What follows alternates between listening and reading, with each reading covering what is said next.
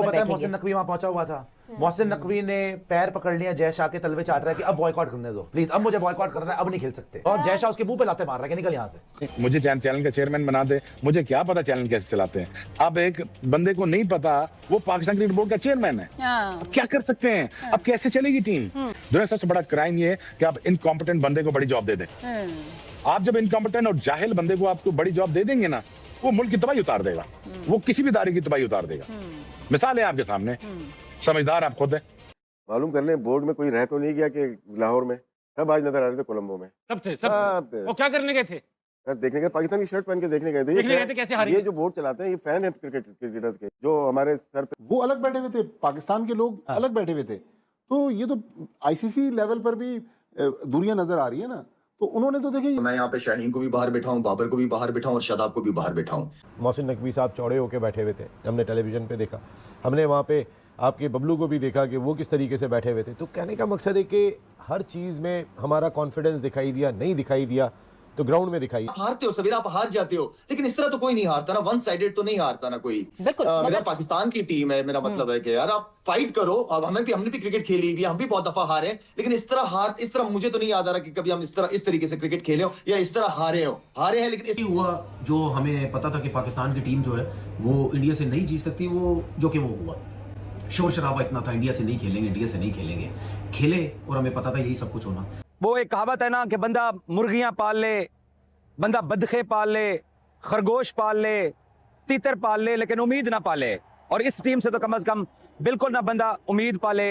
मतलब आज सारी चीजें ही गलत हुई हैं, और सबसे बड़ी चीज जो हुई है ना कि आप बच्चों की तरह हारे।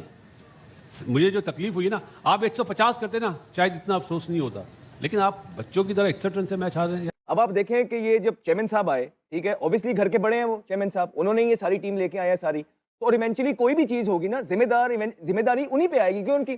फिर वो अपनी एक टीम लेके आए। अब उस टीम ने डिसाइड करना था कि ये टीम का फेथ क्या जाएगा और टीम की शक्ल क्या निकलेगी, क्योंकि चेयरमैन साहब को तो क्रिकेट का हुआ जिसमें इंडिया ने पाकिस्तान को शिकस्त दे दी। इस बात पे हमारा जोशो खरोश दीदनी है। एक बार बेटा तालियां बजा के, ये इंडिया को हम दिखाना चाह रहे थे कि बेटा आपको लग रहा होगा हमें आदत है। तो मशहूर, हाँ, कुछ भी नहीं हुआ। एक बार इस परफॉर्मेंस पे शाहीन के लिए तालियां होनी चाहिए। बेइज्जती इन्होंने कराई है। मैं मेरे पास बात है बताने के लिए यार, आप क्या समझ रहे हैं? बहुत अरसे के बाद मैंने किसी बच्चों को देखा था कि यार जिसके अंदर क्रिकेट की चमक नजर आई थी, जो पूछते हुए नजर आए थे। तुम ये खेलोगे अमेरिका से, तुम बच के खेल रहे हो, साले नीदरलैंड से तुम अटक गए थे, तुम्हारे मुंह को अटक गया था। नबीबिया से भट्टी साहब ने बता दिया इंडिया से तुम्हारा कोई मुकाबला नहीं है, मगर इतनी शर्मिंदगी, इतनी जिल्लत तो नहीं उठानी पड़ती। सब कॉन्टिनेंट में बात हो रही है उस्मान तारिक की, कब आया बॉलिंग करने? 11वां ओवर। तो आधा मैच जब वो ले गए थे अपने पास, उसके बाद हमारा मेन बॉलर आ रहा है। हिस्ट्री में जाए ना कि हमारी हिस्ट्री है कि हम चेज अच्छा नहीं करते, इसी टूर्नामेंट में अच्छी विकेट पे आप 145 148 नहीं कर पा रहे और एक वीकर साइड के अगेंस्ट। तो आप एक बड़ी टीम के अगेंस्ट एक बड़े मैच में ये फैसला कैसे कर सकते हैं? सूर्या से सवाल हुआ तो उसने कहा हम तो चाह ही रहे थे कि हमने बैटिंग करनी है। हम चौथा मैच ये थोड़े से अरसे के अंदर भारत से फिर से हार गए हैं, ठीक है, चौथा मैच, और इस दफा तो बुरे तरीके से हारे हैं और अवाम के सेंटिमेंट्स हर्ट होते हैं यार। तो खुदारा ये जो आपके 3-4 प्लेयर हैं सीनियर, अब इनका टाइम अप हो चुका है। अब ये फैक्ट्स है आपके, दुख होता है। बैटिंग में अगर देखी जाए तो इंडियन बॉलर्स ने जो है ना वो एक्सपोज कर दी पाकिस्तान की टॉप ऑर्डर बैटिंग लाइनअप को। जहां थोड़ा सा बॉल बाउंस, थोड़ा स्विंग हो रहा है, तो वहां हमारी बैट्समैनों की टांगे, टेक्निक वैगनिक सब आगे पीछे रह गई। जो अगर वो अच्छी बॉलिंग कर रहे हैं तो आप उनके साथ बदतमीजी वाली क्रिकेट ना खेलो ना, आप एटलीस्ट क्रिकेटिंग शॉट्स तो खेल सकते हो ना सर्कल में, अगर बॉलिंग अच्छी हो रही है। लेकिन आज बैटिंग ने तो, मैं तो हैरान था कि हमारे बैट्समैन कर क्या रहे हैं, करना क्या चाह रहे हैं। कि 8 से 9 ओवर के बाद पाकिस्तानी प्लेयर्स ने बॉडी लैंग्वेज जो उनकी बता रही थी कि मैच इन्होंने फेंक दिया है, ये मेंटली ऐसा महसूस हो रहा था कि मैच हार गए। तो लीडर खुद एक ऐसा स्टूपिड सा शॉट मार के चला गया बाहर ड्रेसिंग रूम में, लीडर ने क्या करना है? फिर मेरा मतलब है कि जब लीडर ही आउट हो जाए, ऊपर के आपके 3 टॉप आउट हो जाए शुरू 6 ओवर में, तो ड्रेसिंग रूम पे इसका नेगेटिव असर ही पड़ता है ना, तो बॉडी लैंग्वेज वहीं गिरना शुरू हो जाती है। इतनी हाइप क्रिएट हुई, हम खेलेंगे हम नहीं खेलेंगे, हम खेलेंगे हम नहीं खेलेंगे, हाथ मिलाया नहीं मिलाया, इवेंचुअली जब परफॉर्मेंसेस नहीं आती, this all does not matter. आज किसी ने भी पलट के ये नहीं पूछा। तो ये हमारा बॉलिंग अटैक था, ये हमारी बॉलिंग थी। इस विकेट के ऊपर जहां बल्ले पे बॉल नहीं आ रहा, ब्रेक हो रहा है, स्लो आ रहा है, वहां पे हमने सर्किल में पहले 6 में 52 रन करवा दिए। उसके बाद आप मुझे एक बात बताएं कि जिस टीम के 11 ओवर में 100 रन लगे हुए हो ऐसी विकेट पे, जो विकेट 130-35 की हो, वहां पे हमने 176 रन करवा दिए, ठीक है। लेकिन बात यह है कि इंडिया से कब जीतोगे, ये हम कहते हैं कि इंडिया से जीतो, वो कब जीतोगे? सबसे पहले तो मैं ये कहना चाहता हूँ 175 रन बिल्कुल ही थर्ड क्लास पैथेटिक किस्म की बॉलिंग हुई, जिसकी वजह से ये रन हुए, इतने रन होने नहीं चाहिए थे। बहुत ज्यादा। जब इतने रन हुए तो मैं पता था मार गए, लेकिन ये जो जिस तरीके से आज क्रिकेट खेली गई है, राइवलरी की बातें होती है, वो मार मार के चले जाते हैं। हम सुकून से बैठे रहते हैं कि जी चलो जी कोई मसला नहीं, आगे बच्चा टीम आएगी, रन भी कर लेंगे, आउट भी कर लेंगे। अब पैनिक मच जाएगा, उसको भी हटा दो, उसको भी बिठा दो, उसको ये कर दो, उसको वो कर दो। फिर उसके बाद पता नहीं नमीबिया के खिलाफ भी हम क्या तीर मारेंगे, जीतेंगे या हारेंगे। लेकिन आज जो पिछले 3 दिन से मीडिया पे तारीफें हो रही थी, लग रहा था कि पता नहीं पाकिस्तान तहस नहस कर देगा इंडिया को। 4 महीने में चौथा मैच हार गए और वर्स्ट डिफीट है आज।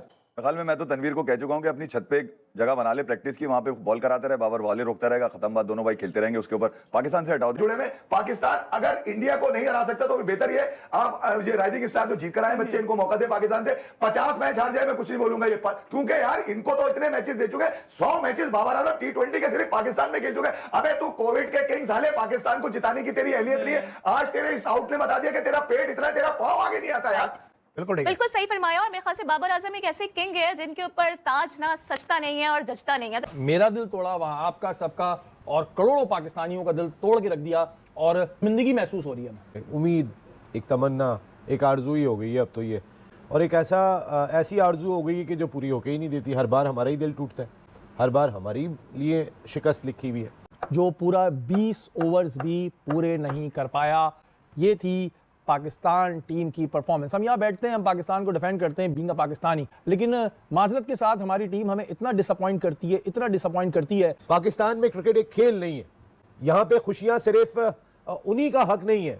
मेरे भी जो जवान सरहदों पे बैठे हैं वो भी कोई खुशी मनाना चाहते हैं, मेरे लोग भी कोई खुशी मनाना चाहते हैं। ये जो कौम है ये इंतजार कर रही थी इस मैच का, जो आपने बात कही।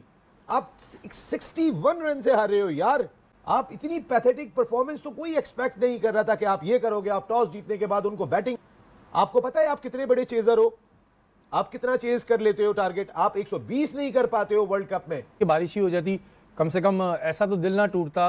ये गेम अवेयरनेस है, ये बाबर आजम साहब को, जिनको हम अपनी पाकिस्तान क्रिकेट का किंग कहते हैं, ये हमें किंग ने रिजल्ट दिया है कि आंखें बंद करके अक्षर पटेल को 9 रन ओवर में आने के बाद छक्का मारते हुए बोल्ड हो गए हो आप।